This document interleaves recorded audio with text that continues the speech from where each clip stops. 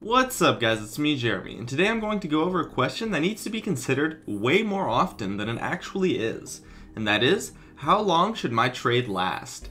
Let's get started. Now, when it comes to trading, the key thing that a lot of people don't think about is how long you want it to last. By properly controlling the length of trades in lane, you will find that you can actually win a trade in any matchup, even if you've been counterpicked. When you end a trade at an ideal moment, you maximize the damage you put onto your opponent while minimizing the damage that you receive. When it comes to knowing how long your trade should be, there are a couple of things to consider: your damage output, your crowd control, your opponent's damage output, and your opponent's crowd control. All four of these things play a key role in when you should end a trade. In an absolutely perfect trade, you want to get off all of your damage while avoiding all of your opponent's. But that really isn't going to happen unless your opponent is AFK. So you have to make a trade-off in at least one of those categories, and the sacrificing of each category creates a different situation. By sacrificing your damage output, you ensure that your trade is safe, as it will last the duration of your crowd control. You want to leave the trade when your CC runs out, ensuring that you take no damage in return.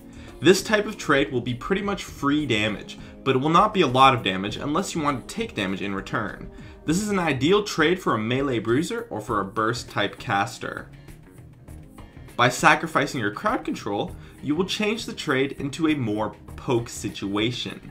Since disengaging from both sides will be much easier, it will be harder to get your damage off, but also safer. This type of trade will be the fastest, as it often will last for only 1 or 2 attacks or spells, since you disengage immediately afterwards.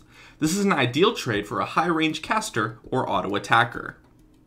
Now, if you wish to get your full damage output and crowd control off, this is where it becomes a little bit more tricky. Here you need to consider burst and sustained damage, that of both yours and your opponent's. A champion with mostly sustained damage wants to prolong the trade for as long as possible, while a burst champion wants to end a trade the instant that their burst damage has been dealt, or prolong their trade long enough for their cooldowns to come up a second time so that they can deal their burst damage again. This means that as a sustained damage champion, you want to end the trade about a second before the opponent's cooldowns come back up.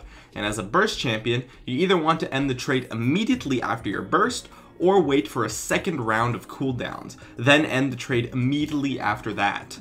The burst versus sustained matchup is all about preventing the sustained damage by disengaging immediately after your burst has finished. The sustained damage versus the burst damage matchup is all about prolonging the sustained damage while avoiding the second round of the burst. And the burst versus the burst matchup is all about doing your burst as fast as possible and then disengaging immediately without giving your opponent a chance. But then we have the sustained versus the sustained matchup, and that's a bit tricky. When you're a sustained damage champion versus another sustained damage champion, you kind of need to turn it into a burst matchup. Every champion is going to have at least a little bit of a burst element, even if it's not a lot, simply due to cooldowns. You want to culminate the aspects from the 3 other situations and use that in the sustained versus the sustained matchup. You can end the trade after an ability or an auto attack, or prolong it after one of theirs. It can be difficult to significantly come out ahead in trades like this versus a good opponent, but it's definitely possible to come out a bit ahead in the sustained versus the sustained matchup using those tactics. Anyways, in general, you want to end the trade after your burst or right before your opponent's burst to maximize damage dealt while minimizing damage received. My name is Jeremy, and that's it for my video on when to end a trade. If you enjoyed this video, feel free to check out some of my others on the screen right now. I'd love if you could support me with a like, and make sure to subscribe for some more awesome content in the future if you enjoyed this video. As always, thank you so much for watching, and I'll see you guys next time.